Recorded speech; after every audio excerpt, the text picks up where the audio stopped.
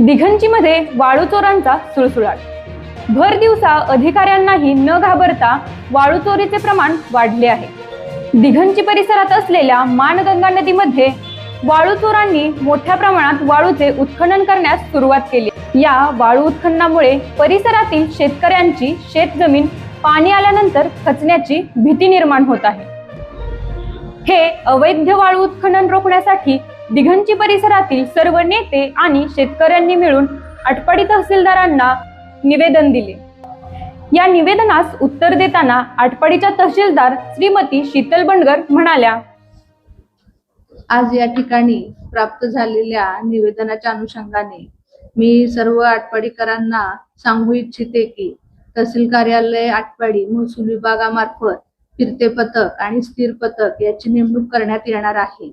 त्याच पद्धतीने यापूर्वी सुद्धा फिरते पथकाची सतत पूर्ण गावांमध्ये गस्त चालू असते। मी सगळ्या गावातील ग्रामस्थांना आणि गावकऱ्यांना विनंती करते की आपण सुद्धा ग्राम दक्षता समिती मार्फत या गोष्टींवरती नियंत्रण ठेवलं पाहिजे आणि आम्हाला सहकार्य केलं पाहिजे। कुणीही कोणत्याही परिस्थितीमध्ये अवैध उत्खननासाठी कधीही खतपाणी या विभागामार्फत घातलं जाणार नाही आणि कुणाला त्याच्यामध्ये घालूही दिलं जाणार नाही याची सगळ्यांनी नोंद घ्यायची आहे आणि या गोष्टीवरती कडक कार्यवाही करण्यात येईल याची सगळ्यांनी नोंद घ्यायची आहे। धन्यवाद।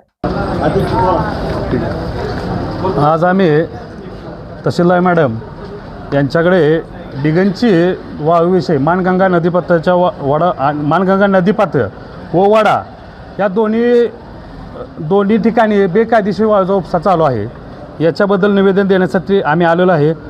आम्ही तहसीलदार मॅडमकडे मागणी केलेली आहे की ह्या गोष्टीवर तात्काळ कारवाई व्हावी आणि कडक शासन व्हावे असे आम्ही निवेदन द्यावे मागणी केलेली आहे। याच्या अगोदर शासनाकडून ह्या वाळू चोरी संदर्भात काय प्रयत्न झाले होते का? नाही, काही म्हणजे आम्हाला तर ठोस कारवाई काही दिसली नाही याच्या आधी। यामध्ये प्रशासनाची त्यांना काय साथ आहे असं वाटतं का? अशी शंका येते ना, आता प्रशासन जर कारवाई करत नसेल म्हणजे आज उघड दिवसाही दिघंचित वाळू उपसा चालू आहे आणि महत्त्वाचं JCBच्या साह्याने चालू आहे।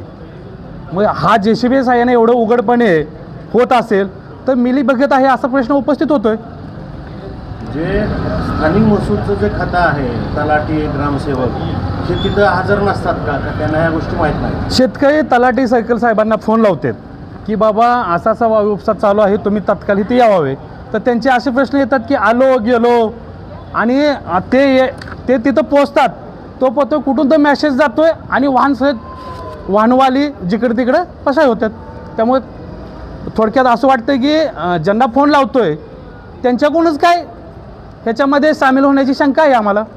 मॅडमनी काय आपल्याला आश्वासन दिलं? मॅडमनी तत्काळ ह्याच्यावर आम्ही एक कमिटी नेमतोय आणि ह्याच्यावर कडक कारवाई केली जाईल आणि पोलीस प्रशासनालाही सोबत घेऊन ह्याच्यावर आम्ही ॲक्शन घेऊ असं मॅडमनी आम्हाला आश्वासन दिलं आहे।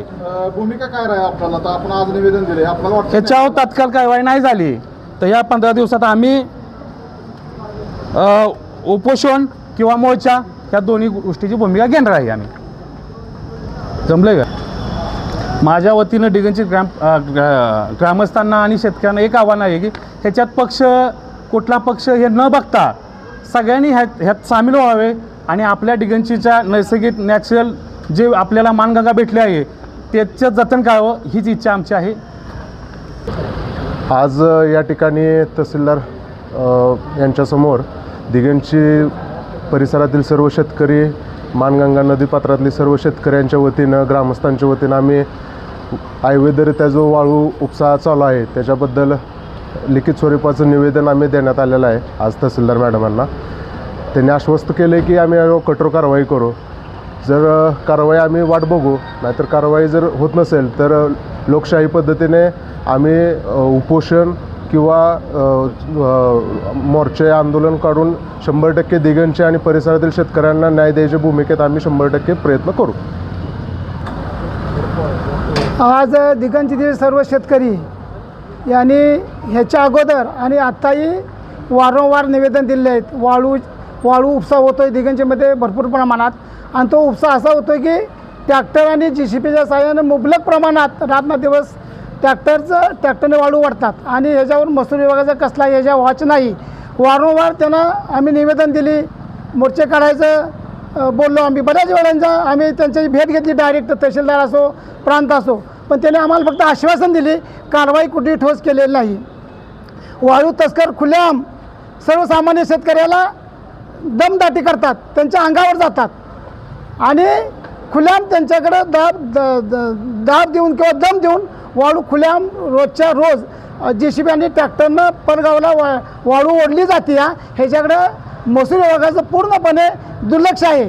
आता आम्ही निवेदन सर्व शेतकऱ्यांनी दिलेलं आहे तर आम्ही ह्या निवेदन त्यांनी विचार नाही केला. त्यांनी तहसीलदारांनी तलाठी दिगंजचे तलाठी आणि सर्कल जाधव यांना बोलवून घेऊन त्यांच्या समोर सांगितलं की आम्ही त्यांना ठोस कारवाई करू कडक कारवाई करू आणि इथून पुढं वाळू उपसा होणार आहे त्यांनी गवाही दिली. इथून पुढं जर वाळू उपसा झाला चुकीच्या मार्गाने अवैधरित्या तर आम्ही शेतकरी आम्ही मोर्चा काढू आणि जोपर्यंत आम्हाला न्याय मिळत नाही तोपर्यंत आम्ही मोर्चा माघारी घेणार नाही. जोपर्यंत ते आश्वासन देत नाही किंवा ठोस निर्णय घेत नाहीत तोपर्यंत आम्ही वारंवार मोर्चे काढत राहू आणि शेतकऱ्यावरचा अन्याय जोपर्यंत संपत नाही किंवा वाळू उपसा जोपर्यंत थांबत नाही तोपर्यंत आम्ही आमची भूमिका ठाम ठेवू.